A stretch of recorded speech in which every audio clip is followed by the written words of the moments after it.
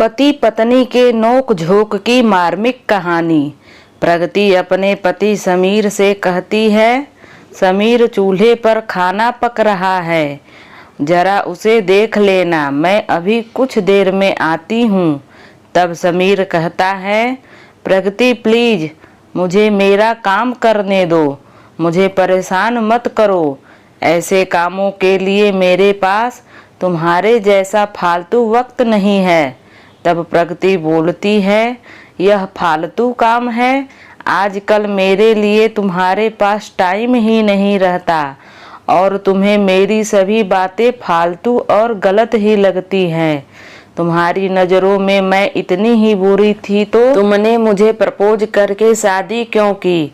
तब समीर कहता है कि हाँ, भूल हो गई थी मुझसे, लेकिन अब क्या फ़ायदा यह सब बोल के। शादी तो हो गई, अब निभानी तो पड़ेगी ही ना जिंदगी भर। समीर के मुंह से ऐसा शब्द सुनकर प्रगति की आंखों में आंसू आ गए। फिर प्रगति बोलती है, तो ठीक है, तुम्हें मेरे होने से इतनी ही तकलीफ होती है तो मुझे लगता है कि हम दोनों को अलग हो जाना चाहिए। दोनों में बहस चालू ही था, तभी अचानक नेहा का कॉल प्रगति के मोबाइल पर आया। नेहा प्रगति और समीर दोनों की कॉमन फ्रेंड थी। प्रगति नेहा का कॉल उठाती है, लेकिन नेहा कॉल पर रो रही थी। प्रगति, अरे बोल ना कुछ, क्या हुआ? आंटी की तबीयत अच्छी नहीं है क्या? नेहा, माँ की तबीयत अच्छी है प्रगति। ऐसा बोलकर नेहा फिर से फूट फूट कर रोने लगी।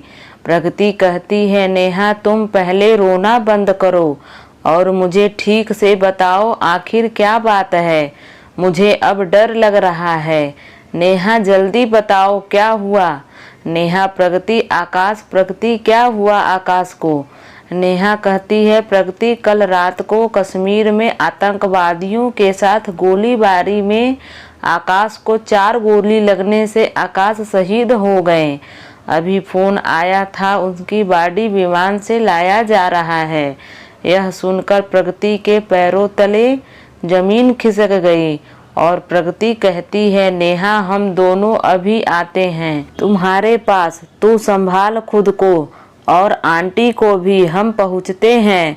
ऐसा बोलकर प्रगति फोन रख देती है। आकाश और आतंकवादियों में हुई फायरिंग और आकाश के शहीद होने की बात अपने पति समीर को बताती है। समीर भी उसकी बातें सुनकर सुन्न हो गया, लेकिन तुरंत वह दोनों नेहा के घर जाने के लिए रवाना हुए। नेहा के घर पहुंचते ही दरवाजे पर नेहा प्रगति के गले लगकर रोने लगी। नेहा कहती है, प्रगति कल सुबह ही तो हम तीनों ने ही उससे बात की थी वीडियो कॉल पर, तो वो कह रहे थे कि छुट्टी मिल गई है और अगले सप्ताह मैं घर आ रहा हूँ। यह बातें बोलकर वह कितने खुश थे और रात को अचानक ऐसे हो गया।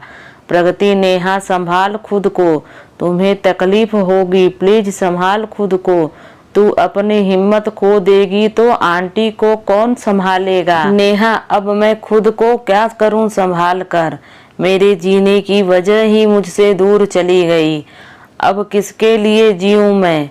बस 6 महीने ही हुए थे हमारी शादी को और शादी होते ही 15 दिन में वह ड्यूटी पर निकल गए। एक दूसरे को समझने के लिए भी वक्त नहीं मिला। इतने सपने देखे थे हम दोनों ने, अब सारे सपने अधूरे रह गए, हमें वक्त ही नहीं मिला। थोड़ी देर में आकाश की बॉडी तिरंगे में लपेटकर घर पर आई। शासकीय इंतजाम से अंतिम संस्कार हुआ।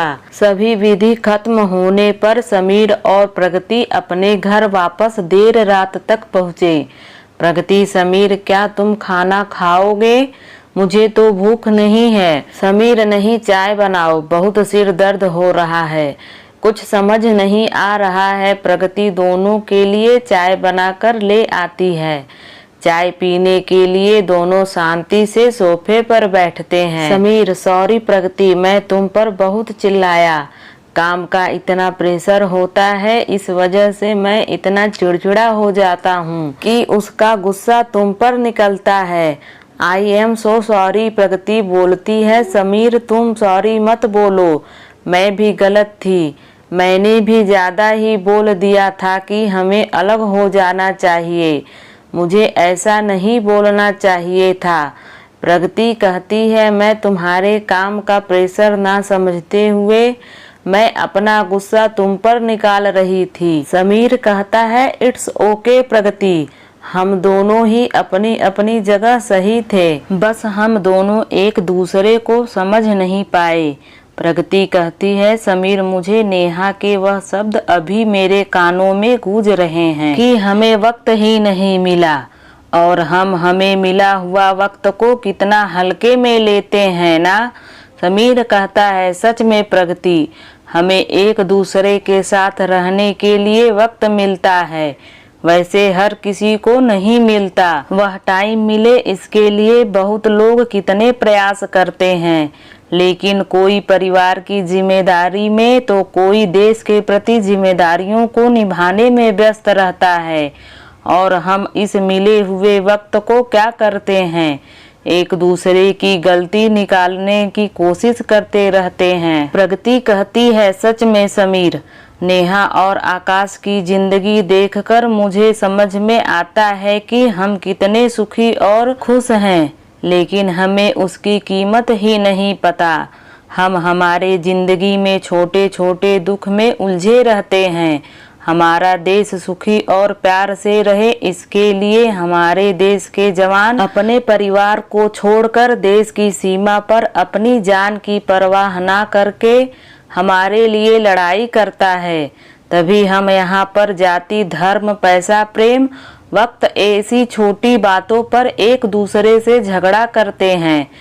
प्रगति, हाँ चलो फिर आज से हम एक दूसरे की भावनाओं की कदर करेंगे और प्यार का सम्मान करेंगे, एक दूसरे को समझने की कोशिश करेंगे। समीर, हाँ, और हम ये सुनिश्चित करेंगे कि हमारे सुखी और खुशी के लिए जो जवान सीमा पर लड़ते हैं, जो शहीद होते हैं, उन्हें और उनके परिवार को सुख के कुछ पल दे सके। हमसे जितनी छोटी देश सेवा हो सके उतनी करें और देश का कर्ज चुका सकें। दोस्तों, अगर कहानी आपको पसंद आए तो वीडियो को लाइक और चैनल को सब्सक्राइब जरूर करें।